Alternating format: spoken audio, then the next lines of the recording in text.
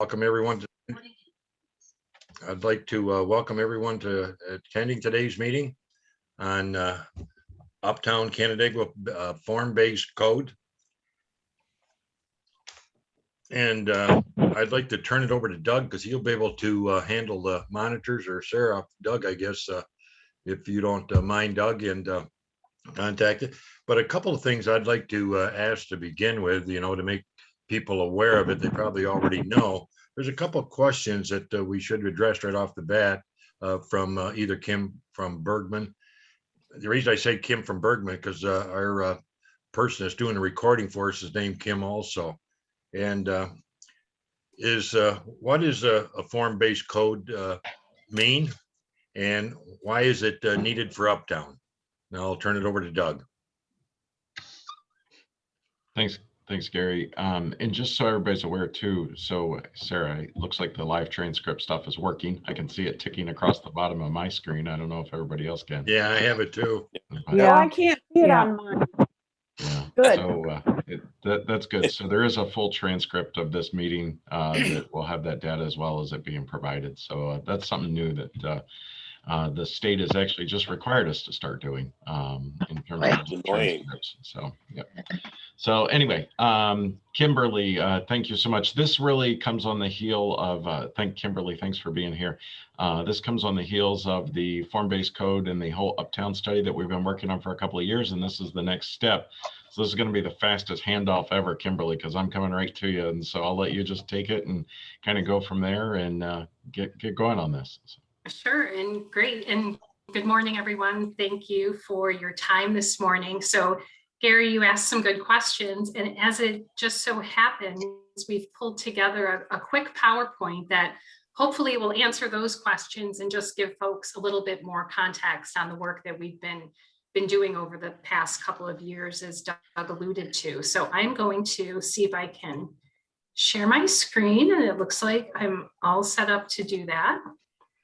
Can everyone see the PowerPoint? Yep. Okay. So I'll try not to take too much time to make sure we leave enough time for any questions or discussion.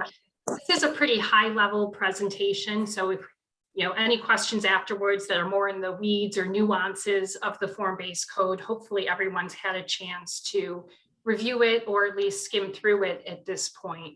But we'll just give you a little bit of an overview of the context, how we got to the point that we decided to move forward with the form-based code. And then I'll generally walk you through just some of the key elements of the form-based code. So going back a few years now, one of the things that we evaluated as part of the Uptown study was looking at current zoning. And this map is showing the current zoning in our Uptown study area. You can see there's kind of a mishmash of various districts. There's also the mixed use overlay that covered about half of the Uptown study area. And as part of that process, we really sought to kind of simplify and think about future land use in the context of character areas. So what was the built form that we were really looking to achieve as we thought about the future of the Uptown study area?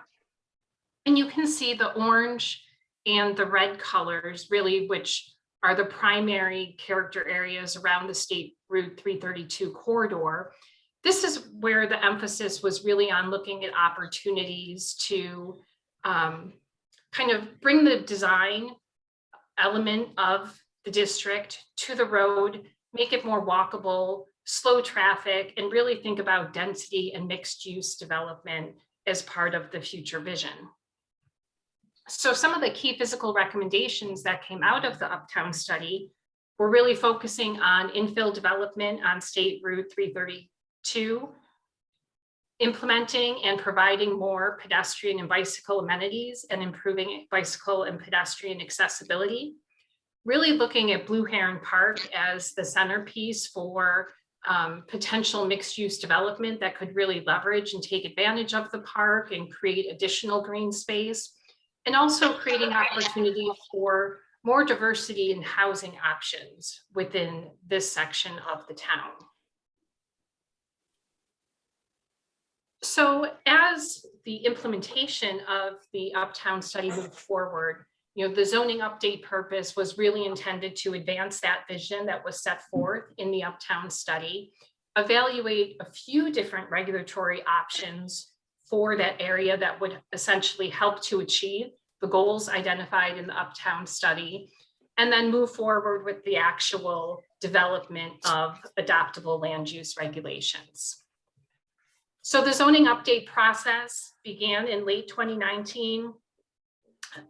We were able to get a few meetings done in person before we transitioned to more of a virtual environment, but we have had regular committee meetings over that period with the Economic Development Committee.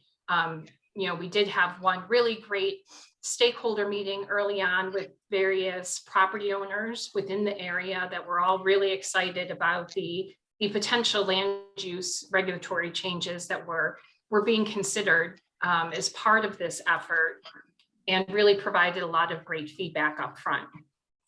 As part of that process, as I mentioned, we did discuss with the Economic Development Committee and stakeholders different approaches that can be used to update land use regulations, right? And one of those being traditional Euclidean zoning, which is what the town has now, which is really based on organizing uses within districts.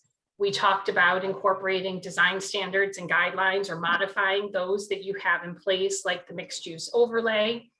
And then we also introduced the concept and talked about the idea of introducing a form-based code in select areas of Uptown.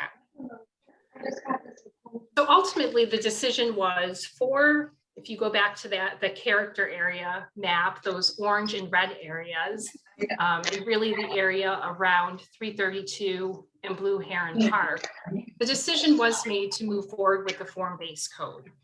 And a form-based code is unique in that the emphasis of a form-based code, rather than being on defining uses and really segregating uses within districts, it really is intended to regulate the form. So we care more about what buildings look like, how sites are designed, how they interact with the public realm, than really what's happening behind and within the walls of that building. And obviously there are still nuisance controls, so you're not, creating noise issues or smell issues or other constraints that could occur. But you really are focused on creating a unique environment that is based on good, solid design principles, as opposed to strictly thinking about land use. So again, really focused on design and performance. Form-based codes have been gaining, they were new 15, 18 years ago, but they've been gaining a lot of momentum across the country. Many communities have moved forward in New York State as well with adopting form-based codes for specific areas and targeted areas where it makes sense. Some communities have gone to form-based codes for their entire community, but more of what we're seeing is that for specific targeted areas where you are looking to advance a certain design aesthetic, that this type of approach does work well and makes a lot of sense. It allows for a little flexibility in programming from the development side of things. And it also is very clear upfront to developers that these are the expectations and the requirements of the community if you want to bring forth a development here. So developers like it because it's very clear and straightforward, and they know right off the bat what is going to be expected of them as they move forward. Oh, sorry. So really, the form-based code is really looking at very specific building form standards and then site standards. So, building height, signage, all the various architectural elements like awnings and balconies. Also looking at materials, what types of materials are acceptable, what aren't. Looking at transparency, so windows and doors and how well you can see into buildings to help create that vibrant street front and walkable environment. And then also your typical bulk and use requirements, such as setbacks that you would see even in a traditional Euclidean zoning code. And then also site design standards. So these are just an example of the types of topics covered within the form-based code. So again, looking at lot coverage, how much space can the building take up on the lot, looking at landscape regulations and recommendations for species that will do well within our upstate climate, parking regulations, other ancillary uses on the site, such as fences and walls and buffers, and then also guidelines for outdoor spaces. So the proposed regulations. So this is the proposed zoning map associated with the uptown area. So you can see slightly simplified from your existing zoning, but we are still proposing 5 distinct areas. And the red is largely focused along State Route 332. And then also, because some of the parcels that front 332 actually extend across Summers Drive, we've incorporated both sides of Summers Drive, as well as, you can see a couple of these other parcels that extend across Summers Drive here. The orange area is also being recommended as a form-based code district. This area, though, is largely off of 332. So the regulations, there are some slight nuances and differences between the red and the orange form-based code districts, but we'll get into those in a little more detail.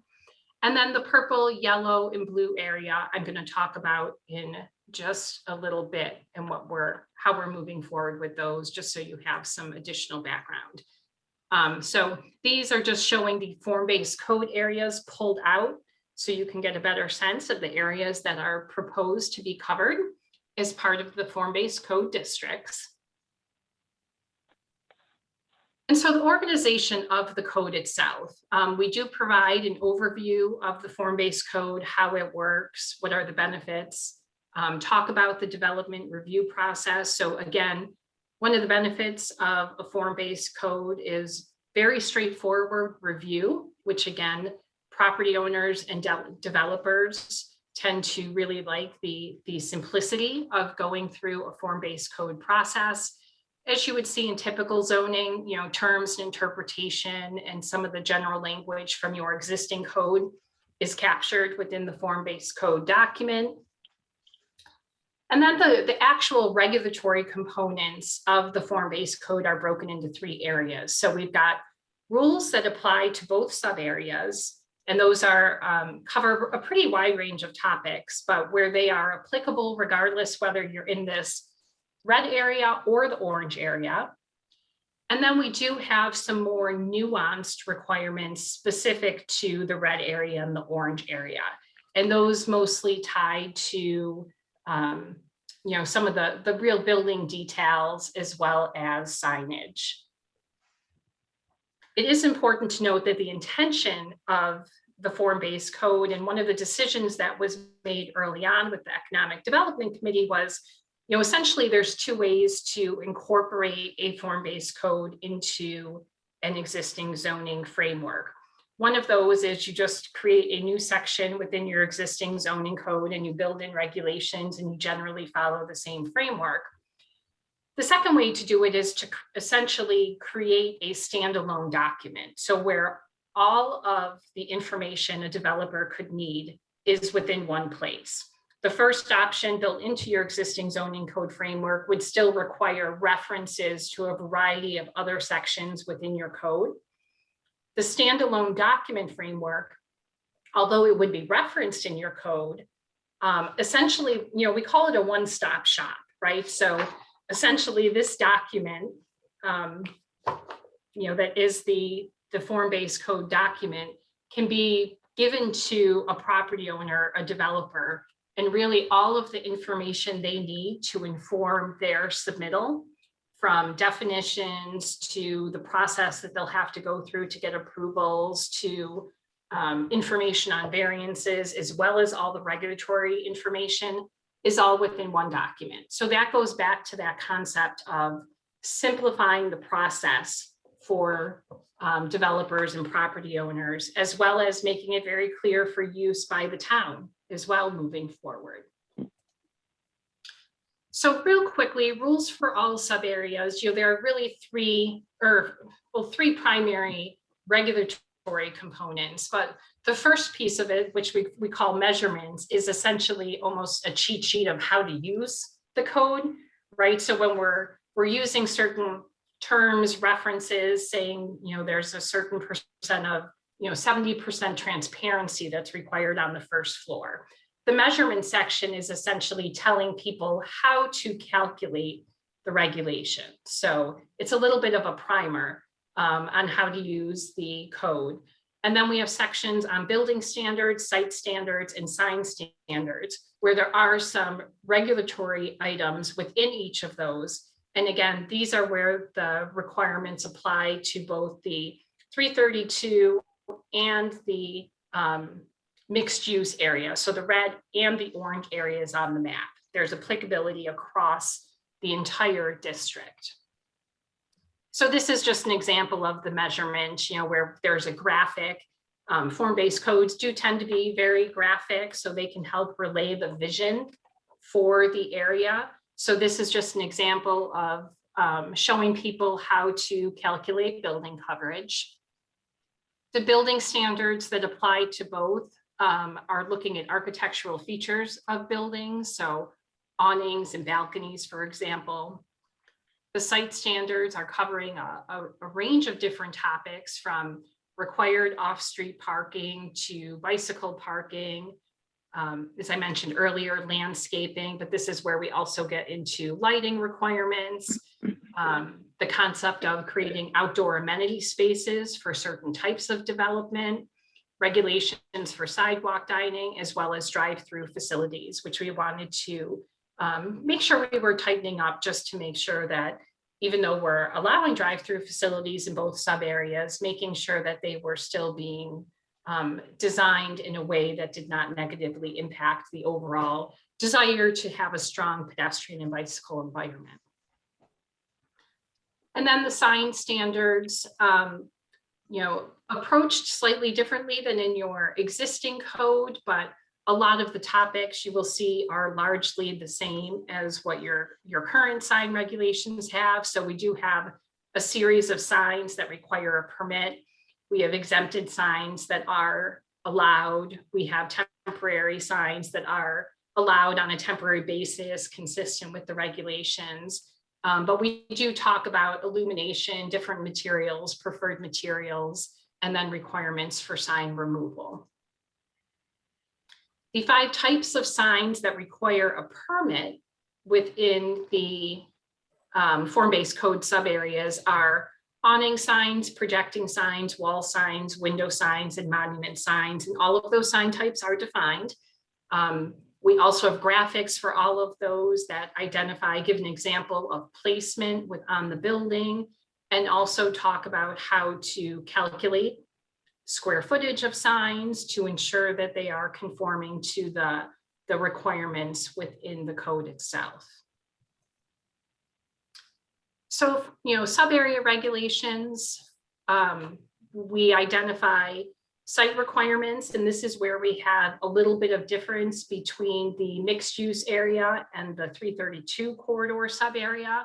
So there are more specific regulations defined for each of the sub areas as it relates to some of the dimensional requirements for sites, building height and encroachments, and then some of the facade requirements. So thinking specifically about window transparency and pedestrian accessibility, which includes having entrances both at the front of the building as well as directly from a parking area, for example.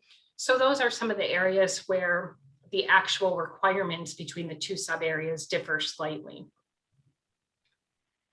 So the design intent for the State Route 332 sub areas, so the red area, really focuses on encouraging a mix. And again, this stems from the Uptown study, encouraging a mix of uses on the State Route 332 corridor. We talked about the overarching desire to improve pedestrian and bicycle accessibility, really looking at opportunities to move buildings as they transition or as new development opportunities arise closer to the street to create more of that vertical definition One of the benefits of that is also the perception of those buildings closer to the street will organically start to slow some of the traffic along the 332 corridor. And then, in that same vein, pushing parking to the rear and the side of the buildings as opposed to allowing parking right along the corridor in front of the buildings. The big difference between a form-based code and a more traditional Euclidean zoning, again, is the permitted uses, right? So typically you see, here's your zoning district, here's the uses that are allowed. The form-based code kind of flips that right on its head. It says, we care less about what's happening inside the building as long as it's meeting all of our performance and design standards. But we recognize there are some uses that will not work within this study area or the sub area and what we're trying to achieve.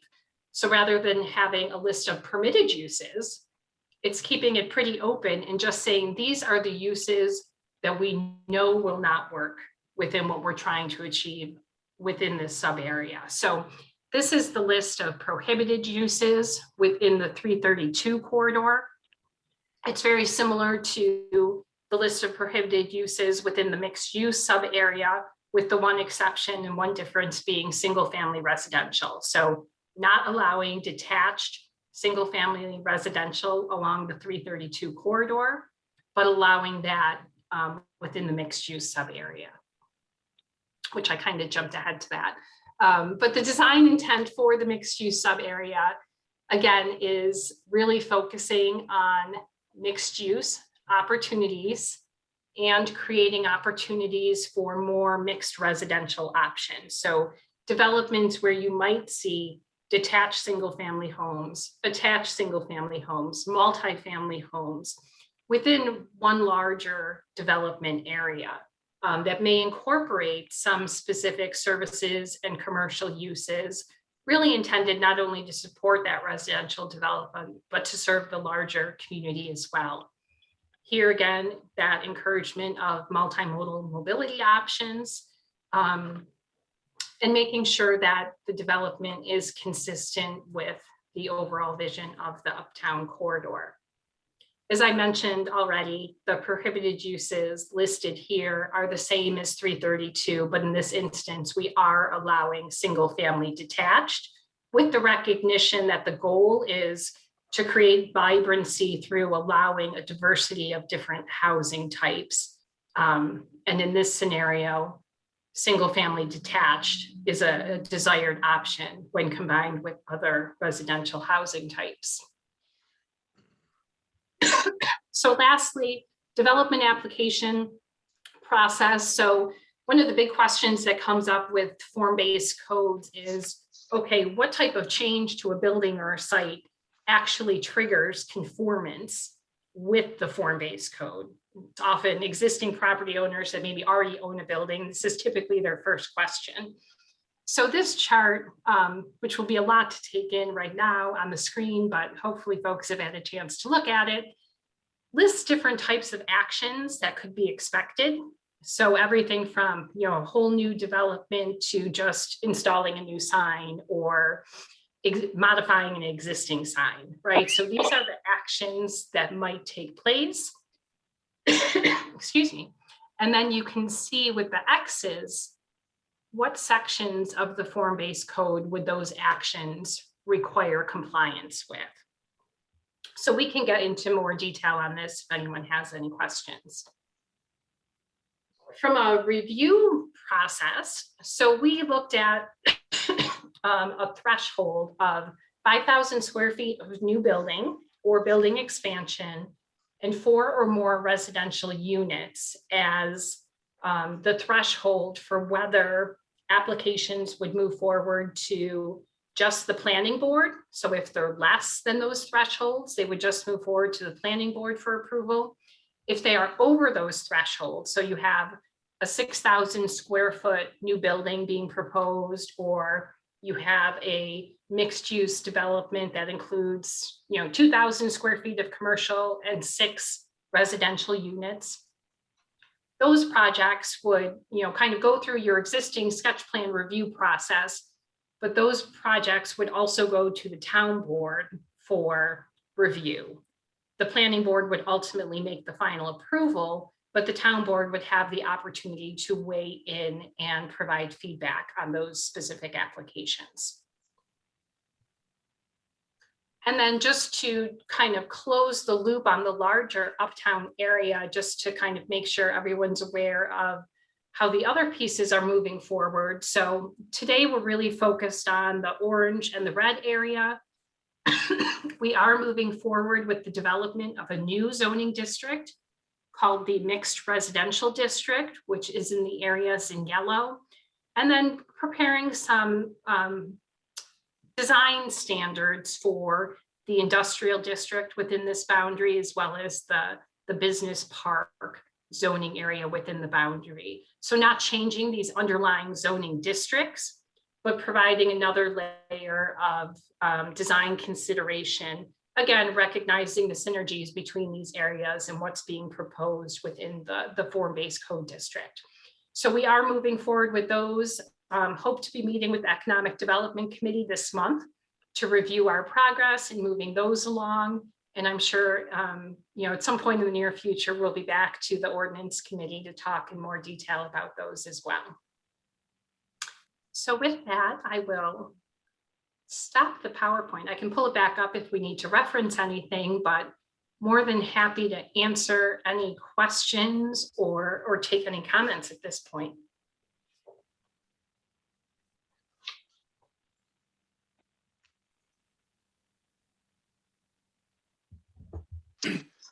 Yeah, just a quick question. Is single-family residential allowed in the mixed-use sub-area? Yes, it is. And when you say solar, no standalone solar, solar that's attached to another project, even though it's land-based, is still allowed? Yes. Okay, thank you. As currently written. Kim, has the concept of form-based code been challenged at all in the courts? And what kind of adjudication has occurred? That is something I could look into, not to my knowledge. It's not something that we have been involved in, or any of the form-based codes that we have drafted have presented any legal issues, but I could look into that bigger question kind of statewide. The reason I ask, obviously, imposing these kind of restrictions and regulations adds to the cost of a developer having to build. And certainly it's an amenity and it's a benefit to the town, but I'm just looking at it from a developer standpoint. If they feel they have to put up a higher class sign, a higher class building, a facade that maybe it's not a standard sheeting facade, it might be something more detailed. There might be a pushback from the applicant, and he may say, well, I'm not going to do it, and well, we're not going to approve it, and now you're into some sort of litigation. So that was, I just wanted to see if there was any precedent as far as litigation regarding imposing form-based code. Yeah, and I, as I said, have not heard of any, and in many ways, it's no different than communities that have developed really strict design standards that they've adopted. You think about a community, everyone knows Saratoga Springs, right? Where they have really tight and have historically really tight design standards and ultimately, to your point, right, it is the developer that's going to decide whether he's willing to conform and move forward with the project, or there's also still the out of requesting variances from certain elements of the form-based code. So there is still a variance procedure associated with the form-based code as well. Mm-hmm. Kimberly, you had mentioned there at the beginning that more and more communities are looking at form-based code. We actually, many of you know, I'm on the board of directors for the New York Planning Federation. Actually, on Friday, we voted to award this year's comprehensive plan award to a municipality that actually has just recently adopted a comprehensive plan, and they just recently enacted their form-based code. So it's definitely something that is getting more and more attention for municipalities. I want to go back to just a quick question. On that the map with the red, that's the only area where we're saying no single family, right? Is that correct? That's correct. And if folks would like me to pull that map back up, I can gladly do that if that would help. That's mainly 332, essentially. Yes. Yep. Kimberly, I had a question regarding the submittal requirements. It's on page 12 of the document here. Could you speak to the difference between administrative approvals and, applications for planning board review? Yeah, so the administrative approvals are extremely minimal, things that would be allowed to be administratively approved by, internally by your zoning officer. So that is limited to, say, the addition of an awning to an existing building that is in full compliance with the form-based code, right? So there's no deviation from what the form-based code is saying is allowed. So a minor improvement to a building facade such as that. Site improvements without building expansion. So adding, modifying a buffer, for example, but again, would be required to be in full compliance with the form-based code. So an existing, maybe non-conforming site or building parcel, they could not do anything additional to their development without being in compliance with the form-based code, or that would automatically trigger a larger review process. And then, any basic utility system modifications or improvements that might be required for a site would not have to go through planning board or town board process. But that is certainly, up for discussion, and something we can certainly talk more about if folks feel that is not the right direction. Well, I'm just wondering if it opens up questions of, well, this guy got it, but I don't. I have to go through the planning board process, and, something that might be a close call, or it's just something that struck me when I was reading through the document. And we could certainly tighten the thresholds and make them extremely clear, and tighten those up a little bit to eliminate any gray area at all, if that, in order to alleviate any of those types of issues of why him and not me. But, one of the benefits and why a lot of the communities are moving to a form-based code is because it is viewed positively by, most developers coming into a community, because it does in many ways kind of simplify the development process for them, and takes away any ambiguity. So creating those, opportunities to not stifle existing property owners or hold up, minor improvements, kind of goes along with that goal of really creating a streamlined process for folks. That is one of the really hallmarks of a form-based code. Well, it certainly would reduce the burden on somebody, for things that can become very black and white, that Yep. As long as it fits, it's okay. Kimberly, I have a question in a similar area. You had that chart earlier that indicated where things would go for review, if they would go to the planning board or to the town board. And it mentioned the project review committee, not necessarily the planning board on that chart. I was just wondering if you could define, or someone from the town could define more clearly what the project review committee does and how they're connected with the town board. Yeah, let me just, so the PR, they're not connected with the town board. The PRC is the review of all the applications that come in every single month. That's been in existence for 10, 15 years or so. And so that's any of the new applications that come in are reviewed by the PRC. That includes development office staff, usually a representative, usually the planning board chair, usually the environmental conservation board chair, a representative of the ECB, sometimes a representative of the zoning board. They go through the applications and they go through the checklist. The engineer is usually involved in that, and they determine whether or not the application basically is complete. Essentially going through the boxes to see if everything is there to be able to forward it to the boards for them to start looking at it. Okay. They thank you. don't make a decision other than just to see if the application is complete or something. But Kimberly, along the same lines, both Adeline and Terry's question, let's just touch on, we actually, through some early initial conversations, actually kind of modified the proposed process, and actually those larger projects are now included in the proposal to go to the town board that originally weren't in there. So we added that so that the town board can be involved in, especially those larger projects. So I don't know if you have anything you want to add to that, but. No, and to Doug's point, we had originally proposed a different review process where there was actually more on the administrative approval side. And recognizing the desire for the town board to, be in the loop as it relates to some of the larger scale projects that would move forward in this area.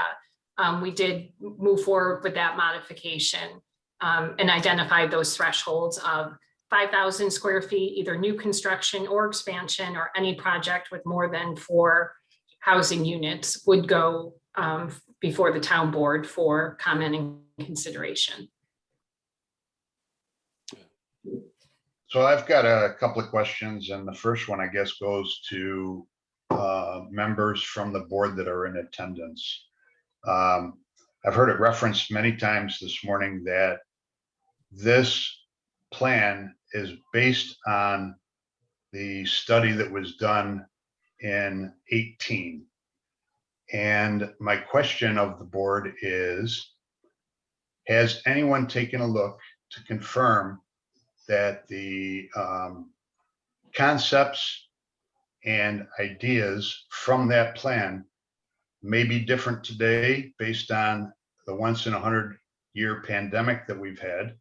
Has any of that changed, or has it been reviewed or considered that this plan is appropriate based on today's circumstances rather than the circumstances in 2018? And I'll let the board answer, but John, to your point, the Uptown study was very broad. And there were some factors in that, and Kimberly, we've talked about this many times. For instance, it called for identifying the potential of future office space needs, which obviously in light of the pandemic is probably not going to be needed. However, the form-based code doesn't necessarily say you have to build office space. It gives greater flexibility so that with that need not being there, maybe something else is built instead of office. And that is different than the current zoning for that area. For instance, like we have current zoning in that area that's restricted business 1, RB1 is what it's called, which says you have to build offices. And guess what? That property's all sitting there vacant right now, because nobody really needs to build offices. It doesn't seem like at the moment. So, John, to your point, it's when these types of things do come up, the form-based code, I think, gives a lot more flexibility in terms of what the future looks like based on whatever the current needs are. And the office example is just one of those many examples. But let me let the board also jump in there. Well, let me piggyback on what you're saying, Doug, because I understand what you're saying and I appreciate what you're saying and agree with it, okay?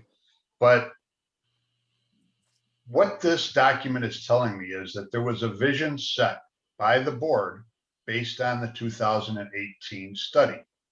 That says that in the first 3 paragraphs under purpose. And I'm okay with that. I just want to have some type of confirmation that the board has gone back and reviewed that vision based on the recent experiences that we've all had and confirmed that that vision is still appropriate in today's world. I can answer that if you want. So I was involved in the original meetings, and then with Kimberly and input from a lot of us. And then COVID happened and a lot of things got put on the back burner during most of last year, but continued along. And I see this as a living and breathing document, and we don't exist in a vacuum, John. We're also living through the pandemic, and I look at this, I actually need office space, but it's a different office space. So I have an office in my home, which doesn't work for me. I now have a one-room office at Parkside Drive because I need an area for me to have office space. I am specifically a product of the pandemic. So I'm looking at We it all from that perspective, if I could finish. So as I look at these plans, I look at opportunities for things to change. I'm one person, but there are a lot of different permutations of how it affects things. And if you look at it, and that's also still the town board would still have the opportunity to look at. Of course, it won't be me, so when this all happens, but as a member of the public, I also want it to be, you know, something that we can use.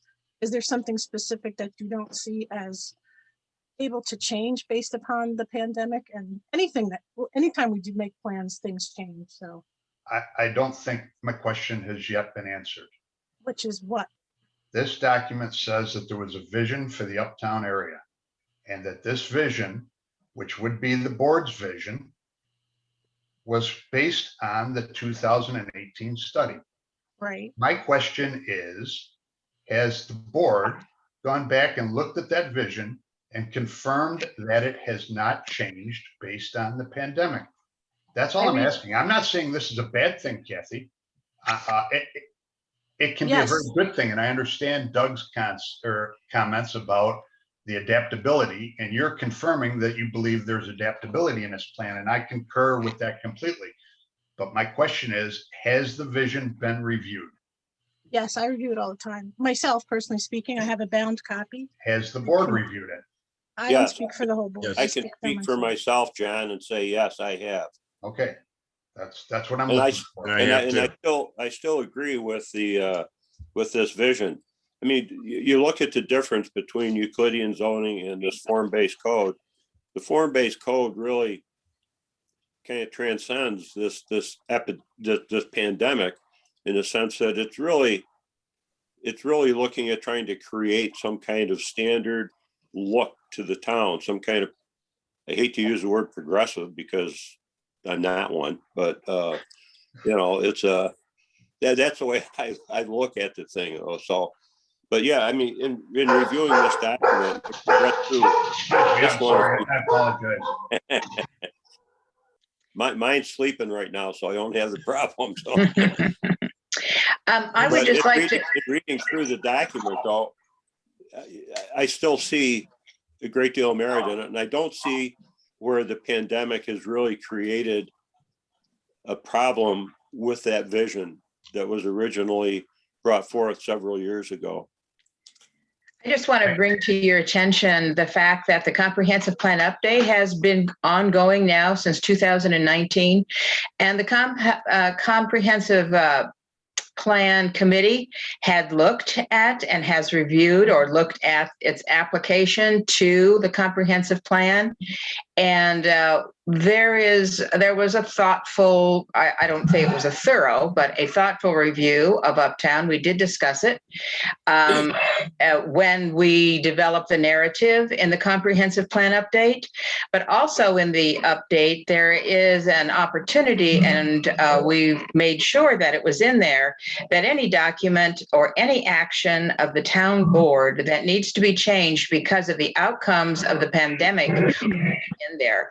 So the CIC actually probably would have an advisory capacity, I would imagine, to the town board and to other committees and boards regarding the feasibility of some of those actions that have, you know, maybe been altered because of the pandemic. So there's some actual policy in there that says, yeah, we're going to look at this thing from the, you know, from the results of the pandemic and see what does need to be changed. But also the review during, after 2018, when we reviewed all of the documents that go into the comprehensive plan, you know, were taken into consideration. Thank you. Those two comments did answer my question. Thank you. On a follow-up, just an idea I'll throw out there. Would it be worthwhile for us to have some of the larger developers that we work with here in the town review this for feedback and comments? Or do you think that would be inappropriate?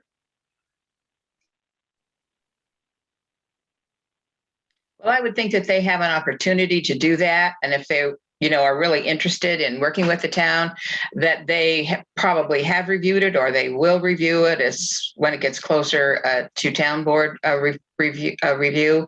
And we should listen to what they have to say. I think that's a good idea. If I could just jump in there for a second on that. So we've been talking about this for quite a while now, and we're kind of in this limbo stage. And I've talked to, and Kimberly even mentioned, we had a meeting up at the school bus garage. Boy, when was that? 2019? I don't even remember now. I think it was. I think it was February 2020. So right before we shut down, we had the chance to do it.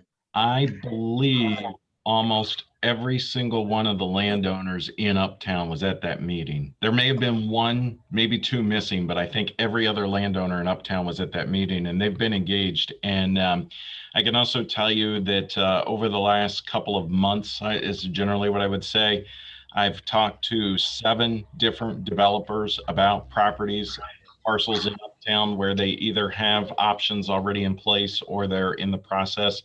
And they're also looking at the Uptown, and they're trying to figure out, okay, how do we keep our project moving forward and also be generally supportive of the idea, or kind of building something along the idea of Uptown, even though you haven't updated your zoning code yet. So we're a little bit in this kind of weird in-between area right now. So I know I've got one developer right now that's going through, actually 2 developers right now that are going through the form-based code document, and they're trying to propose something. And I'll give you a most recent example of that is Z-BART. Z-BART is looking to build on 332, and they're trying to build in compliance with the Uptown based code. And so we actually had to change the PUD law to allow them to be in compliance with the form-based code. So I think the developers that we're working with currently, they know that this is generally the direction where I think big picture where we're trying to go, and they're trying to figure out how to do it and before this gets adopted. So That's good feedback. Thank you, Doug. Yes, and we have 2 on the planning board. We have 2 applications in front of us that are in the designated areas. One is on Emerson Road for a vehicle service building, and other than making the applicant aware of the form-based code and asking him to review it and look through it, there's not a lot of teeth that we can use to make him comply. Although in that case, he does require a special use permit, so we can maybe put some things attached to the special use permit that are in compliance or in conformance with what we're trying to do with the form-based code. The other is Canandaigua Crossing, which is a strange piece of land right there next to Tom Walls and the railroad tracks. We've looked at a sketch plan of that. Again, we've told the applicant to go get a copy of the form-based code, as Kimberly suggested, and go through it and see how they could comply with it. But then, as Doug said, we don't have anything on the books that's hard and fast that they have to comply with those requirements. So it's kind of a negotiating position, and that's why going through this transition is going to be important as to how we handle it, because people are going to keep applying, and if we don't have actual legislation on the books, it's tough to make them comply with it. Yeah, exactly. Did that answer all your questions on it, John? Yes, I think all those responses were great and give us a lot of depth and understanding. I do have one other question, if I may. As I was going through this, I noticed that the definitions were laid out, and I also saw that the procedural requirements were laid out. And my question is, what happens if there's conflicts or differences between the example, the definitions in this document versus the definitions in our current zoning and ordinance codes, or the procedural requirements? I guess I understand that better now, that maybe they're different and they're supposed to be different because it's form-based code versus the other, but I'd like some feedback on that. Thoughts? We did pull definitions from your existing code just for that purpose, to create some synergy. We did introduce some new terminology that is not currently defined in your existing code, which is defined here. But because this is intended, to your point that you just made, right, this is intended to be a standalone document, which is why we included definitions here, right, and didn't reference back just to the existing definitions in the code. So there are some differences. We've kept a lot of the procedural items and the, as it relates to things such as nuisances, procedures as it relates to variances. We've maintained a lot of that consistency from your existing code, so it's not all new content, but there are some areas where there are intentional differences in procedures. But again, to avoid confusion, that's why we went in the direction of creating a standalone kind of on its own document, as opposed to having a lot of those cross references between the two. Thank you. And John, the reason I didn't chime in earlier, because what Terry and Kathy said, I couldn't really expand on it. And I serve on a couple of committees that, have looked at this to some degree over the last couple of years anyway. So I was completely aware of what was any changes that were being made. Any other questions for Kim? Kimberly, did the study, and I'm trying to recall, do an inventory as to the undeveloped land remaining in this geographic area that you delineated versus the areas that have already been developed? We did, as part of the larger study, there was an inventory that did look at vacant land and developable land. I don't have those numbers off the top of my head, but that was part of the analysis that we undertook. Is it 60-40, 70-30, 50-50?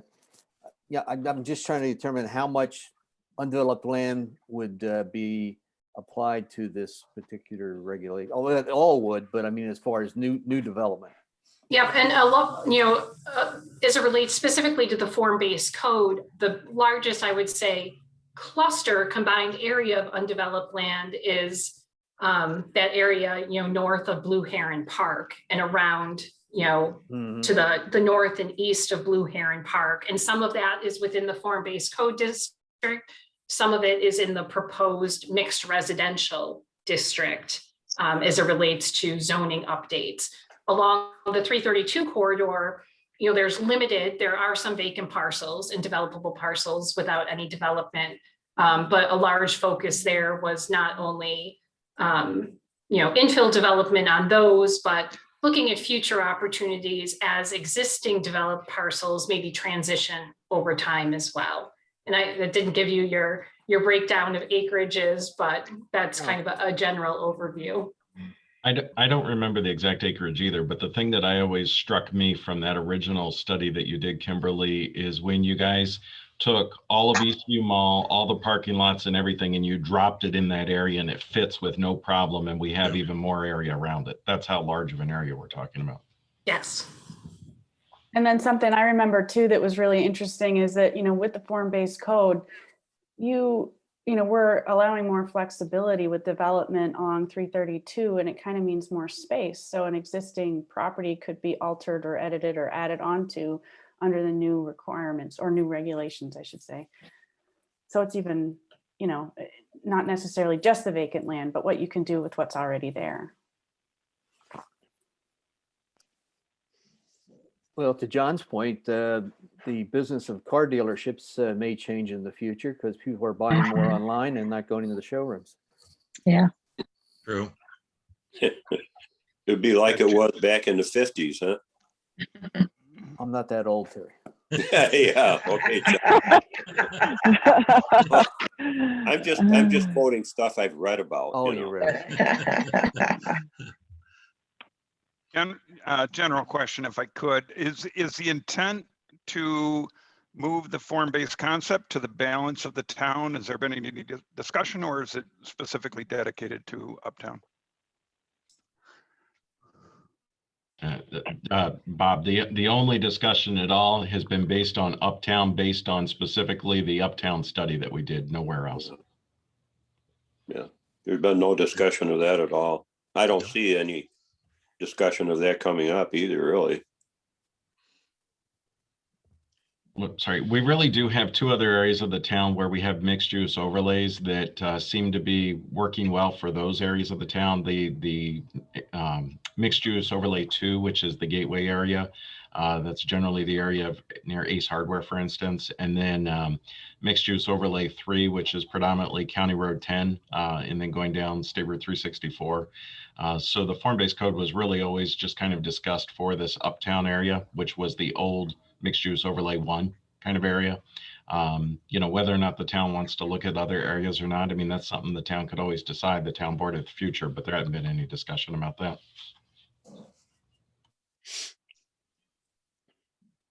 Any other questions for Kimberly?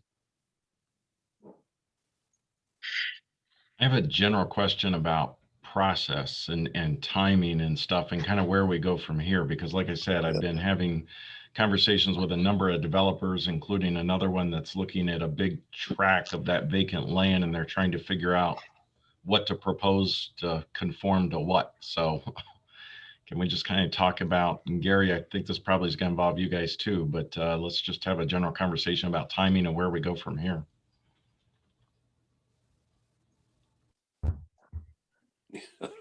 Well, yeah. What's the committee think? Should we start moving forward with this as much as we can and get it out to the other committees that have to review it before it goes to the town board to set a public hearing, or how much more work do we need to have done on it? It looks rather complete to me. Is the ED committee done with their review of it, Kimberly? I And believe also- so. It's been, I think it was a number of months ago that we submitted, a full draft to the ED committee, received some minor comments which have been addressed. We could certainly meet with them one last time to just make sure there was kind of no straggler comments, but as of now, they've seen a full draft and we've incorporated any comments that we've received.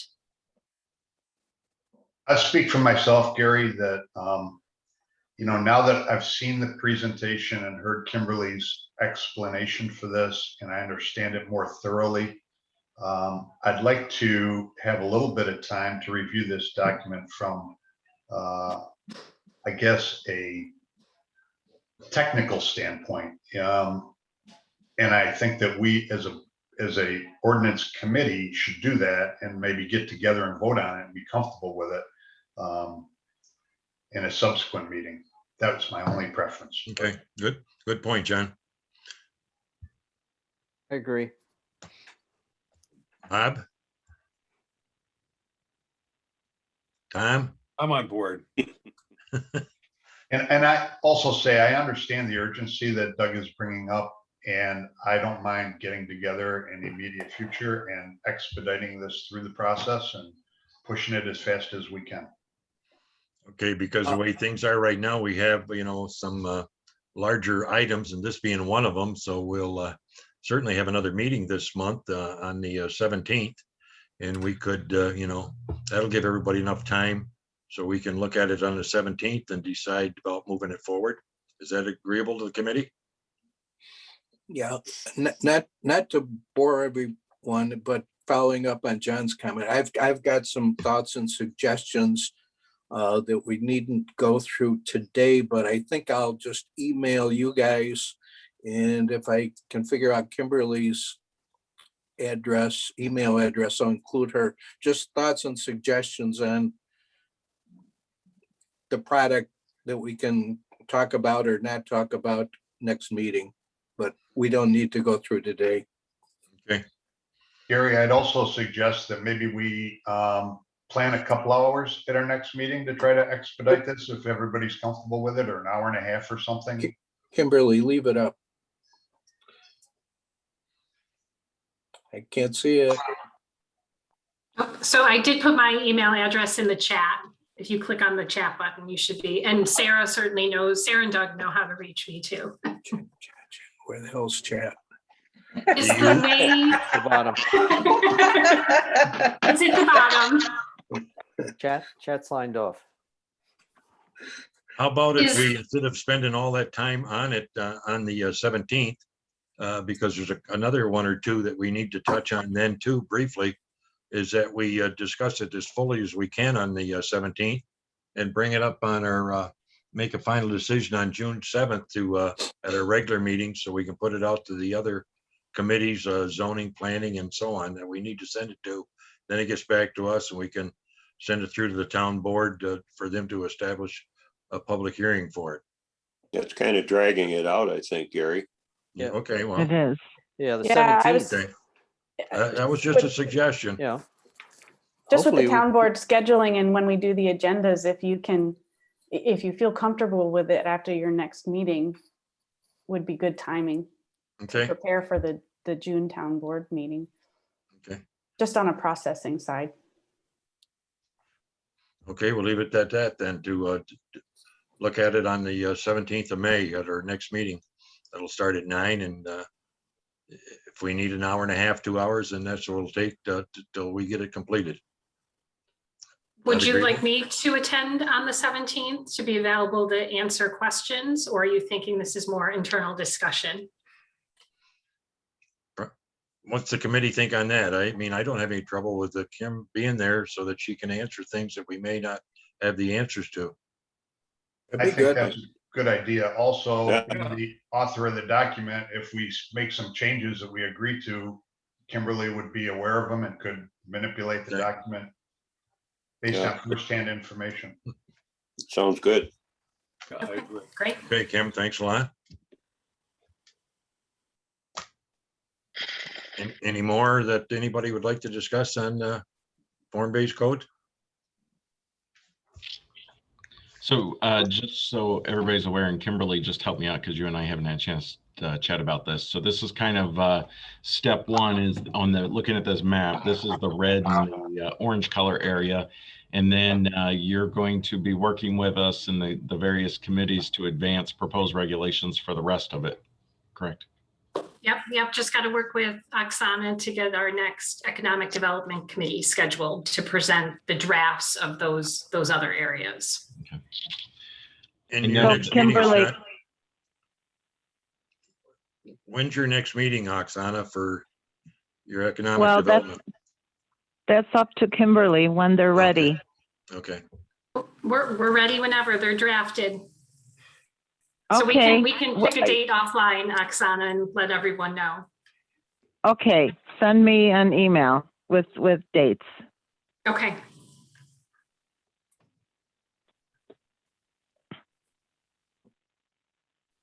any other items that anybody wants to discuss in today's meeting? What's the status, Doug, on the Parks and Rec proposal? Or Sure. So we'll have something back to the town board for the town board meeting coming up here in May. Actually, we're working on the agenda this week. I can't believe here it is already. But the generally, let me tell you about the concept.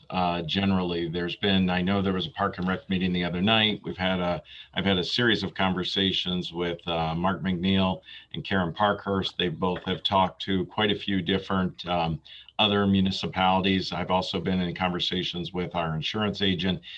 Generally, concept-wise, kind of the discussion has been including town board involvement in the approval process. And that way there would be the definition of organization or entity, whatever that comes out to be. But that generally speaking, that somebody would need to make application in advance and that would be taken to the town board, and the town board would make the final decision whether or not to permit, and this is specific relative to the alcohol, whether or not to permit an event where alcoholic beverages are being served at a park. And there has been some discussion about whether or not that's limited to Ananda, but and specifically the entity and the definition of entity and what that involves, whether that's a caterer, for instance, with a liquor license, or whether that's something else. So those are some of the conversations that have been taking place, but I think we'll be able to have some draft language for the town board to review for their meeting. Can I just interject real quickly as a member of the Parks Committee? There was also discussion that whomever is making an application should either have a temporary liquor license through the state or be working with a caterer or organization that already has a liquor license. And Okay. what's the latest on the digital signs, Doug, for the committee to be aware of? Well, so the ordinance committee, we had a meeting, was that 2 weeks ago with the developer, or the, in terms of the language. I think, so two different things with that. So in terms of the language, is the ordinance committee ready to advance that to the town board? I think that I'm going to throw that one back at you in terms of that. In terms of the rest of the stuff, the town board will need to discuss that in executive session relative to proposed settlement and litigation. But in terms of the actual language, does the ordinance committee feel that is ready to go to the town board? I think we need more discussion. One man's opinion. Fine. Discussion of what? Of the, based on the presentation, we haven't had time to discuss it and digest it and then and refer it on to, at least and that's my own personal feeling.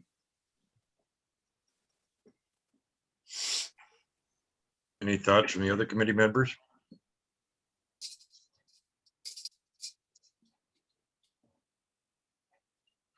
No. Hopefully not.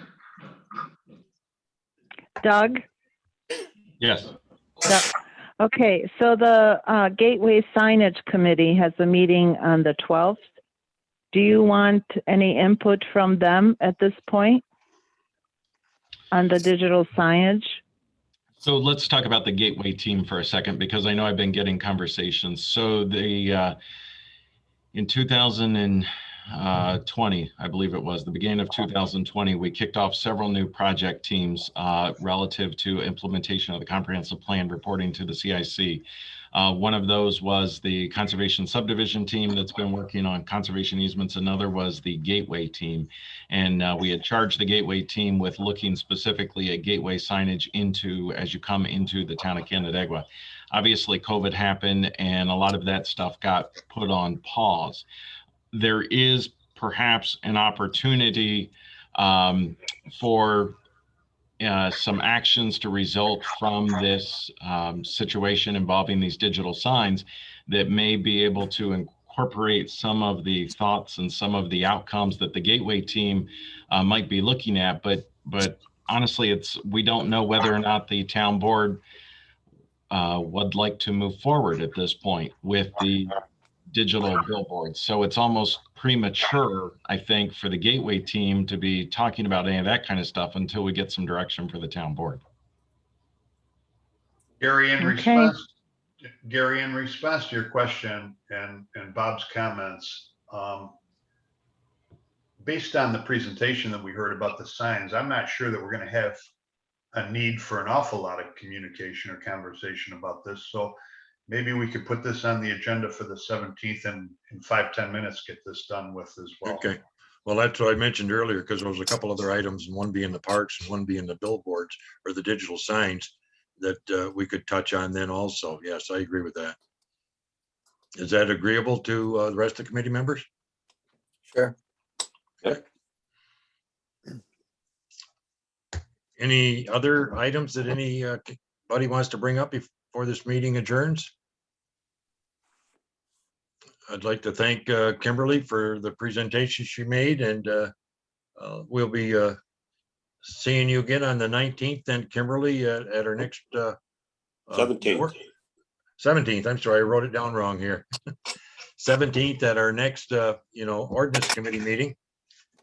And so I'd like a motion that we adjourn. So moved. Second. All those in favor signify by saying aye. Aye. Aye. Thanks everybody for coming, and we'll be seeing you on the 17th at 9 o'clock. So everybody gets a chance to look at the further at the form-based code for Uptown, and also look at the information you have on the digital signs, if you will. Thank you very much. Thank you, Thank you. everyone. Have a good Okay. day. Later. Thanks, Kim. Goodbye. Bye now. Hold on.